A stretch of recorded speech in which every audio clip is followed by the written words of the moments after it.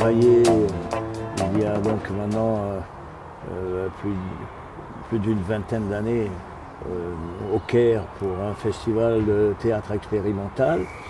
Et dans la programmation, je découvre que les Russes viennent nous présenter une pièce de Tourgueniev, Un mois à la campagne. J'étais surpris et curieux de savoir ce que dans un théâtre expérimental, cette pièce classique pouvait donner. Et j'y suis allé très attentif et avec beaucoup de curiosité. Et je suis sorti bouleversé parce que la direction de cette compagnie était assurée par Sergueï Archibachev, qui avait un théâtre sur la Prokofka et qui a dirigé cette troupe d'acteurs avec une telle intelligence, une telle sensibilité. Il a fait un travail absolument extraordinaire que moi qui ne parlais pas un mot de russe, en entendant Tourgueniev dans la langue, j'ai cru la posséder dès ma naissance. Et j'ai été absolument fasciné par la qualité de ce travail et sa résonance. Et donc j'ai cherché à savoir qui était cette troupe, parce que c'était le début de la sortie des saltimbanques de l'Union soviétique. Et j'ai réussi à avoir leur adresse, et quand je suis allé à Moscou l'année suivante pour jouer dans un théâtre avec Vladislav Snorko, j'ai profité de mon jour de relâche pour rencontrer cette compagnie qui m'a présenté tout son répertoire. Et j'ai été fasciné par ce travail et j'ai voulu que les Marseillais que j'aime, mes amis, puissent le rencontrer aussi. Et donc, à partir de là est né le premier festival russe.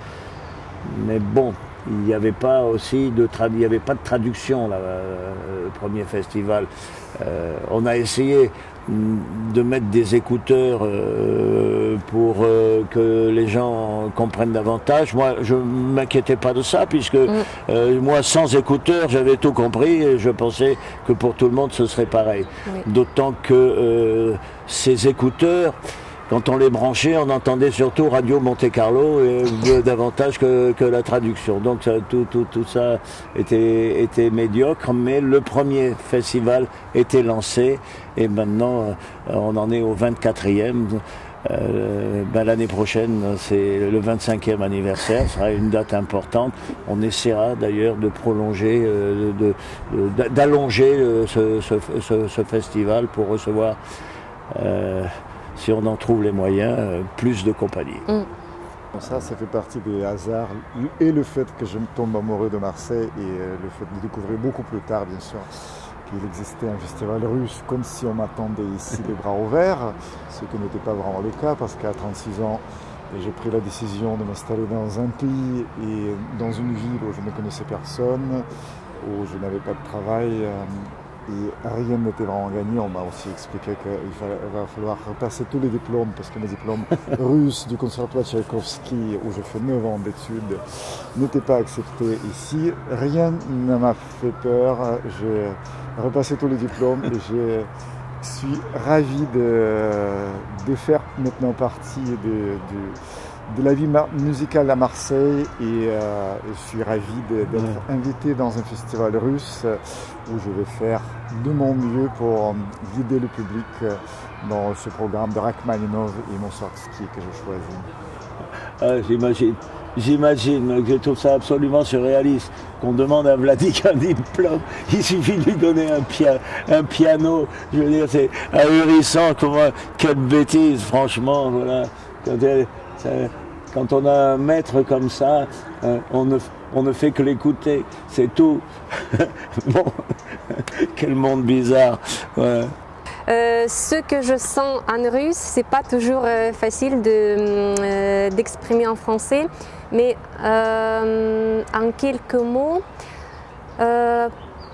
pour moi personnellement, comme pour une Russe de Marseille, et j'en suis sûre pour tous les Russes de Marseille, ce festival russe, c'est un moment de vrai bonheur. Maintenant, un peu partout, on a quelques événements, pas beaucoup, mais quelques événements qui sont liés à la culture russe.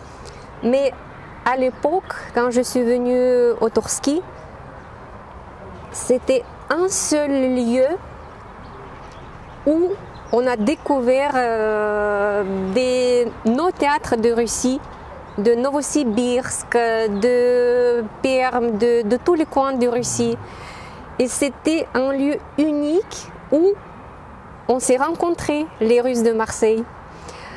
Et toujours, ce festival, il reste un festival unique en France dans ce format.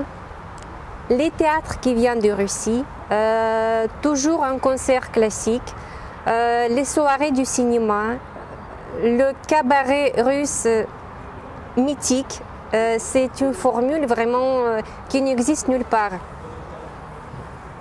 Voilà, je pense que c'est ça pour moi. Merci beaucoup à tous les trois. Ben oui, ça restera un rendez-vous fraternel qui permet non seulement au peuple de se rencontrer, mais aussi aux Russes même, quelquefois, de se reconnaître et de se connaître. Donc ça fait ça crée du lien, et je crois qu'un événement artistique,